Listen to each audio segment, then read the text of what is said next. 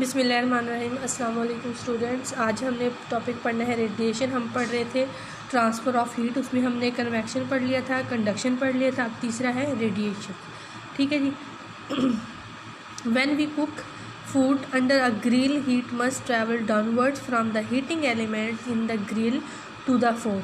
ठीक है, जब हम किसी उसको फूड को माइक्रोवेव ओवन में जो है वो गर्म करते हैं तो वो क्या होता है कि जो ग्रिल एलिमेंट है वो जो हीटअप हो रहा होता है उससे जो है हीट आ रही होती है जो नीचे फूड पड़ी हुई है उसकी तरफ, यानी कि ऊपर से हीट कहाँ आ रही होती है, नीचे की तरफ आ रही होती है। This heat can not be carried bye convection because convection carries hot air upward. ये हीट जो है वो इसमें जो है वो कन्वेक्शन करंट सेट नहीं होता, क्योंकि कन्वेक्शन करंट में या कन्वेक्शन में हमने पढ़ा था कि जो हॉट एयर होती है वो लेस डेंस होती है और वो ऊपर की तरफ मूव करती है। लेकिन इसमें क्या है कि हीट ग्रिल एलिमेंट से नीचे की तरफ आ रही है। The heat can not be conducted to the food because air is a bad conductor of heat. और इसमें ये भी नहीं होता कि हीट जो है वो कंडक्ट हो रही होती है, क्योंकि जो हवा है वो बैड कंडक्टर है हीट का, यानी कि इसमें ना कन्वेक्शन हो रहा है ना ही कंडक्शन हो रही है। ठीक है, so there must be another way of moving heat to the food. तो एक और जो है वो एक और रास्ता है कि वो जो हीट जो है वो फूड की तरफ आ रही है ऊपर से नीचे की तरफ। This is by radiation. और ये किसकी वजह से हो रहा है? रेडिएशन की वजह से हो रहा है।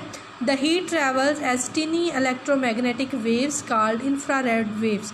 ठीक है, हीट ट्रैवल करती है ऊपर से नीचे की तरफ वेव्स की शक्ल में। ठीक है, उनको नाम दिया है इलेक्ट्रोवेव, मैग्नेट की शक्ल में जा रही होती है, उनको नाम देते हैं इंफ्रारेड वेव्स। ठीक है जी।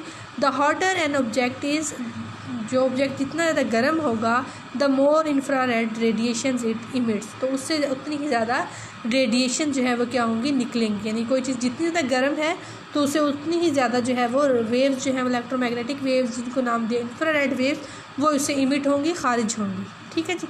नो पार्टिकल्स आर इन्वॉल्व, इसमें कोई पार्टिकल्स इन्वॉल्व नहीं होते, unlike in the process of conduction and convection, जिस तरह के कन्वेक्शन और कंडक्शन में था। कंडक्शन और कन्वेक्शन में हमने देखा था कि सॉलिड्स के पार्टिकल जो वाइब्रेट करते हैं, ठीक है, हीट जो है कंडक्ट कर देते हैं एक से दूसरे को। कन्वेक्शन में हमने देखा था लिक्विड और गैसेस के पार्टिकल जो है वो क्या करते हैं, वो जो उसको हीट को जो है वो ट्रांसफ़र करते हैं। सो इसमें ऐसा कुछ नहीं होता। ठीक है, so radiation can even work through the vacuum of space. Radiation जो है वो काम कर सकती है कहाँ, स्पेस में भी कर सकती हैं। देखिए स्पेस में कोई भी पार्टिकल वगैरह नहीं होता, खला होता है।